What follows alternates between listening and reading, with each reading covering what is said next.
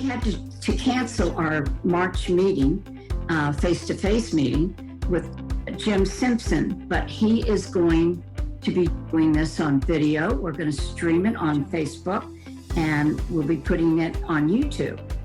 And he will be speaking about the red-green axis, which is the relationship between socialism or socialists and the political part of the Muslim religion.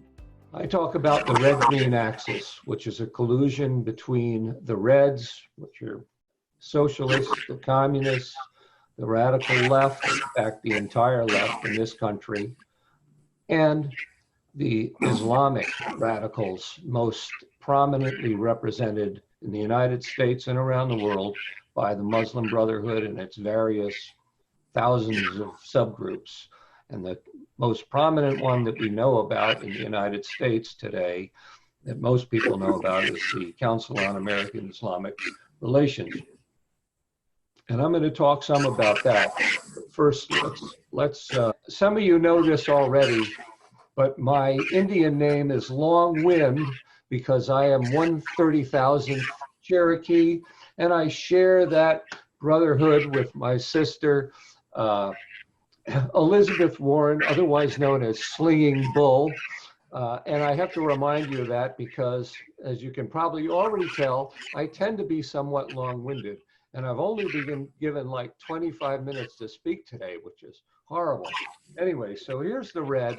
Karl Marx, Vladimir Lenin, and most of you don't know who Sergei Nechayev is. I'm just going to do a quick review here. And then, of course, the green. Green is very prominent in the Islamic tradition, and once again, most prominently represented by the Muslim Brotherhood, whose flag is on the right. And you notice that is not a peace flag, that is a flag of war. And the axis is an asymmetric strategy of military conquest. Now, whoever was here on November, you've seen some of this stuff. For those people that are new, I thought I should review this. So, who is Sergei Nechayev? And this we have to review because he's one of the most important radicals that nobody's ever heard of. He wrote at age 22 a short pamphlet called The Revolutionary Catechism. And here's what he says: seeking only the happiness of the masses, the Society of Revolutionaries will use all its resources and energies towards increasing and intensifying the evils and miseries of the people until at last their patience is exhausted and they are driven to a general uprising. I mean, that is exactly what's going on today. The Revolutionary Catechism was adopted by Vladimir Lenin, and it became the basis for the Soviet Revolution that took Russia in 1917 and became the basis for all subsequent communist revolutions. Calls for infiltration into all the institutions of culture to corrupt them, and then it even calls for an order of execution. While it was very short, it formed the basis for all subsequent communist revolutions. And the principles today occupies the left's mind and agenda, and has ever since they have begun to amass political power in this country, which really began to happen in the 1930s, really took off in the 1960s, and today is practically everywhere. The issue is never the issue. The issue is always the revolution in the 1960s. And what it simply means is that it doesn't matter what issue you are promoting. That issue is only important insofar as it advances your ability to insinuate yourself into positions of power. That's what these people are all about. And they use the social justice, equity, fairness as their pretexts, wrap themselves in the mantle of compassion, and that's how they have sold their radical left agenda for the past 50 years. Last time I talked about the red, and this time I'm going to spend a little bit of time about the green. I'm not going to focus too long on it, but I do want to get some things across because it's very important to understand where all this stuff comes from. The left has constantly attacked every aspect of our culture for almost 100 years. And the idea is to criticize, delegitimize, and demoralize the American people to the point where they don't resist its agenda. The hate narrative is all about, that's what the racist, sexist, bigoted, homophobic, xenophobic, Islamophobic agenda is all about. They know that as Americans, we're the most generous people in the world. You have another opportunity to see that in operation right here during this crisis. We get right to work and we help each other. But the left wants to rub salt in the wounds of any and every difference they can find in our society. And the latest one is this thing called Islamophobia. Now, where did the term come from? Well, it was actually coined by International Institute for Islamic Thought, which is a Northern Virginia organization in the 1980s. But the Organization for Islamic Cooperation, which is here symbolized, the OIC, began to push this narrative in 1990 when they rejected the UN Declaration on Human Rights. And they said that speech must be Sharia compliant and that we had to enforce Islamic blasphemy speech codes. And they pushed the resolution 1618 in UN, and you can read it there, combating intolerance, negative stereotyping, stigmatization, and discrimination, violence, etc., against religion or belief.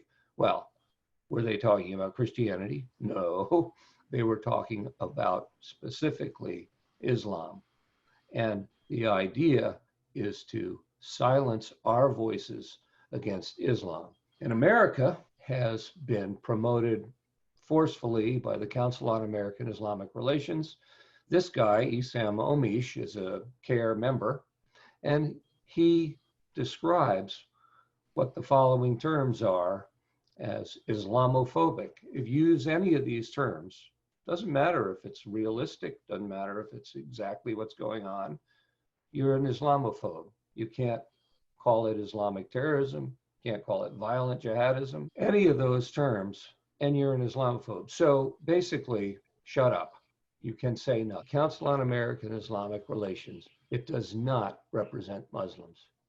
What it represents is a political movement that exploits the First Amendment in this country, and it finds the perfect vehicle as Islam, because of course, Islam is a religion and gets the religious protections of the First Amendment. Under that banner, they engage in all kinds of nefarious activity. But what is it really? It was created at a secret meeting in Philadelphia in 1993.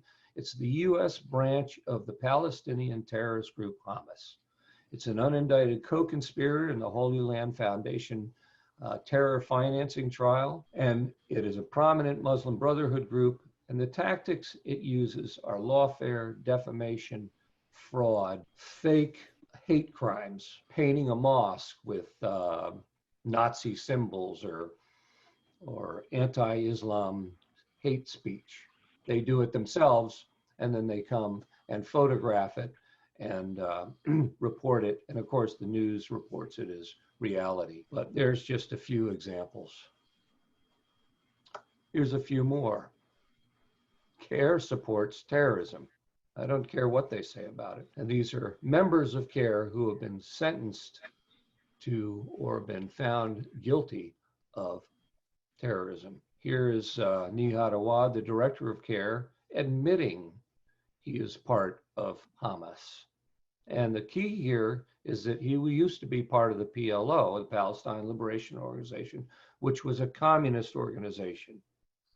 And any leader in PLO was a communist. So he was a communist before he became supporter of Muslim Brotherhood terrorist group Hamas. CAIR is their front group in the United States, and here he admits it. And of course, now we know that Antifa has worked with ISIS. Personally, I believe that the attack in Las Vegas, Nevada, a collusion between Antifa and ISIS. That's just my belief, and I have some good reasons for that. We don't have time to get into it. This is what this guy said about court case in Minneapolis. When all of the Somali Muslims in Minnesota were being recruited by ISIS and by al-Shabaab, CAIR was telling Somali Muslims not to talk to the FBI. And look what they have to say. They said CAIR is supporting the groups we suspect of recruiting our kids. There were actually protests against it. CAIR out, doublespeak out. And look what Ibrahim Hooper, who is one of the leaders of CAIR, says. Terrorism is terrorism, whether it's Americans involved from any nation. A Somali Muslim named Abdirazak Bihi testified before Congress. His nephew was murdered by al-Shabaab. And he said, this is what CAIR says about him. I'm a bad person, anti-Muslim, and that he's actually an Islamophobe. These people don't agree with CAIR. Most people living in the United States, and I would say that includes most Muslims, would like to live here and just enjoy the fruits of their labor, raise their children. But they do not have a choice because they're led by radicals who are, in my mind, every bit as much driven by left-wing ideology as they are driven by Islam. I'm going to have to stop here because I'm running out of time. I think that we would like to send out your PowerPoint to the members of our club and others. I think we've about drawn to a close. I want to thank you, Jim. And by the way, I didn't mention in the opening part that Jim is also running for Congress in the 2nd District. And if you would like to reach him or volunteer for him, you can go to his website, jimsimpsonforcongress.com. I just saw another question though. Yeah, no, there's another question there. Do we think that China has not been honest with us about what has been happening there? Please. Have they? No, they've been totally dishonest. And the other question is, do I think China is evil enough to release a virus on the world to bring the U.S. economy to a halt? Oh, yes, it very much is evil enough to do that. It's evil enough to do pretty much anything. But I think that this release was a mistake because if it wasn't a mistake, their response to the growing crisis in Wuhan was panic.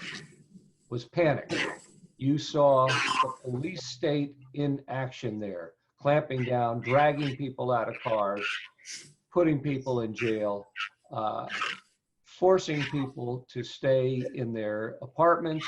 One guy even tried to climb down from his 13th-story apartment so he could sneak out and buy some food, and he slipped and fell to his death. I mean, they did everything they could to suppress that. And if it had been a deliberate release, it would have been stealthier, first of all. It wouldn't have exploded in China. And they also would have an antidote to it so that it wouldn't threaten them. So I see a totally different model for them doing something like that if they were doing it deliberately. I want to thank you very much. And with that, I want to thank those people who saw this live. It is wonderful that we are in the day when we can do these magical things. Yeah, it's fun. Listen, everybody, thanks for coming. Be safe, be healthy, and look forward to seeing you all soon again.